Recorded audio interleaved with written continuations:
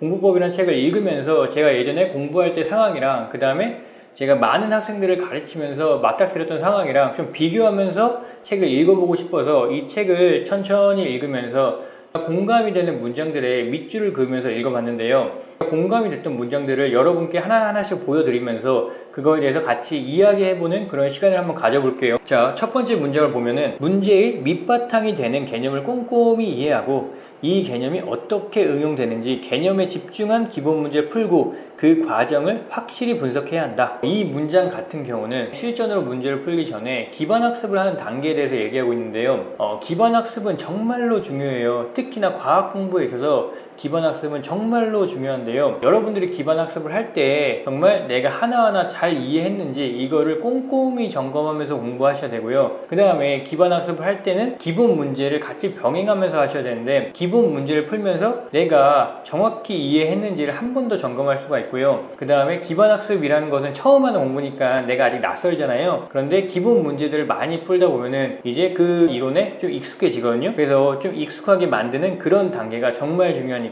여러분들이 이 기반학습을 할 때 에너지를 많이 쏟으셔야 된다는 거 꼭 기억해 주시고요. 그 다음에 두 번째로 같이 봐볼 문장은요. 개념을 암기하는 것이 아니라 이해해야 한다. 그래야만 개념을 자유자재로 응용할 수 있다. 오직 이 모든 Why 질문에 대해 답을 찾는 것에만 집중하자. 우리가 암기보다는 일단 이해가 중요하다는 것을 강조하고 있는 문장인데 이 문장에 대해서 예시를 들어본다면 제가 예전에 생물 공부할 때 했죠. 여러분들이 생물은 암기가 중요하다 이렇게 생각하실 수도 있어요. 그런데 저 같은 경우는 생물 공부할 때 캠벨 생명과학이라는 책을 기반으로 공부를 했거든요.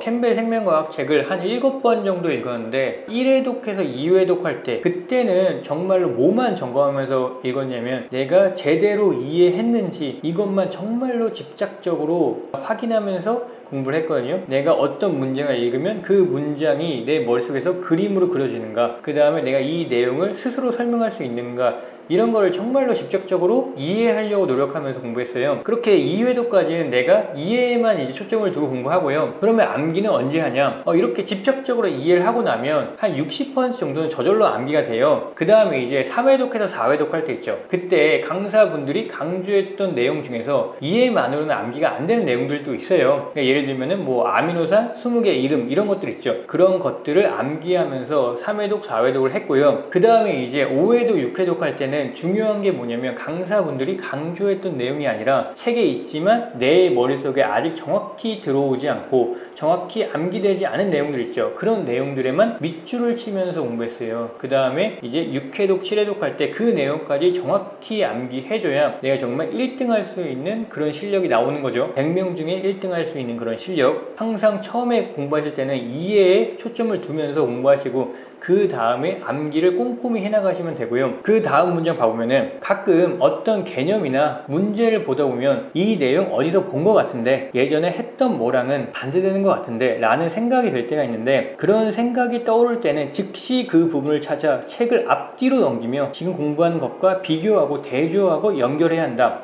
저도 공부하다 보면 이런 상황들이 많이 와요. 그러니까 공부하다 보면 내가 앞에서 봤던 내용이랑 뭔가 연관이 되는 것 같은데 혹은 앞에는 이런 내용이었는데 이 내용을 토대로 이걸 설명하면 모순이 나네? 이런 내용들이 많거든요. 그럴 때 저는 어떻게 했냐면 지체하지 않고 바로 그 내용을 정확히 정리하기 위해서 노력을 해요. 그래서 시간을 많이 썼거든요. 시간과 노력을 그 투자를 많이 해가지고 어떻게든 이것을 내가 이해할 수 있게 정리하고 넘어가요. 근데 제가 많은 학생들을 보면은 어떤 상황이 많이 오냐면 본인이 인지를 해요. 살짝 인지를 하는데 어떻게 생각하냐면 이거 좀 걸리긴 하는데 내가 정확히 이해하려면 시간이 오래 걸리겠네? 내가 이런 거 하다 보면은 진도는 언제 다 나가? 이런 생각에 이런 내용들이 나왔을 때 정확히 정리를 안 하고 가요. 근데 이런 내용들을 하나하나 정리하는 게 정말로 나중에 실력이 되거든요. 지금 보면은 어떤 개념이나 문제가 그 전의 내용이랑 연관된다 그랬잖아요. 근데 내가 이번 한 번에 제대로 연관시켜 넘어가면은 다음 개념 중에 또 이 내용이랑 연관되는 개념이 나오고 이러면서 점점 덩어리가 커져서 정말로 실력이 되거든요. 그러니까 여러분들이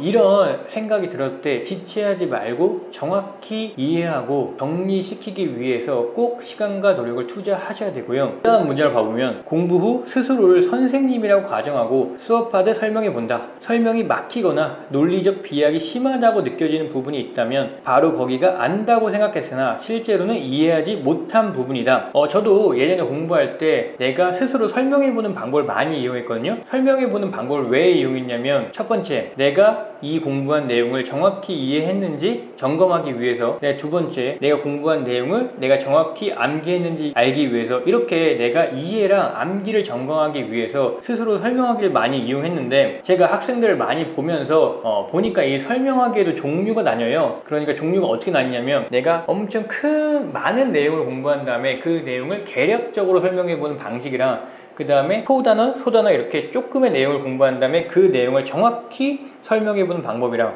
제가 추천드리는 방법은 조금의 내용을 공부한 다음에 그 내용을 정확히 설명해보는 방식인데요. 그게 왜 그러냐면, 예를 들어 보면은 만약에 여러분들이 세포 호흡 한 단어를 공부했어요. 근데 그 내용을 만약에 10분 동안 설명한다고 봐요. 그러면 설명할 때 세포 호흡에 있는 세부 중요 내용들까지 다 설명하기는 힘들어요. 그 내용들이 다 맞는지 점검하기도 힘들고, 그래서 중요한 논리 고리들을 빠뜨리면서 설명할 확률이 크다고요. 근데 내가 만약에 세포 호흡에서 소단원이 TCA 회로 이 단원만 공부한 다음에 TCA 회로만을 집중적으로 설명해 본다면 그 내용에 들어가 있는 중요 내용들을 하나도 빠짐없이 다 설명해 볼 수가 있겠죠. 그러면은 내가 좀 더 확실하게 점검이 가능하고 더 확실히 알 수 있다는 거예요. 여러분들이 큰 개념을 한번 설명해 보고 싶다면 일단 소단원을 하나하나씩 정복한 다음에 TCA 회로 정확히 설명 가능하고, 그 다음에 전자전달계 정확히 설명 가능하고, 그렇게 세포 호흡에 있는 각자의 소단원들을 정확히 설명이 가능하면은 그때 한번 전체 단원을 설명해 보고, 이런 식으로 하는 게 좀 더 유용하다는 것을 말씀드리고 싶습니다.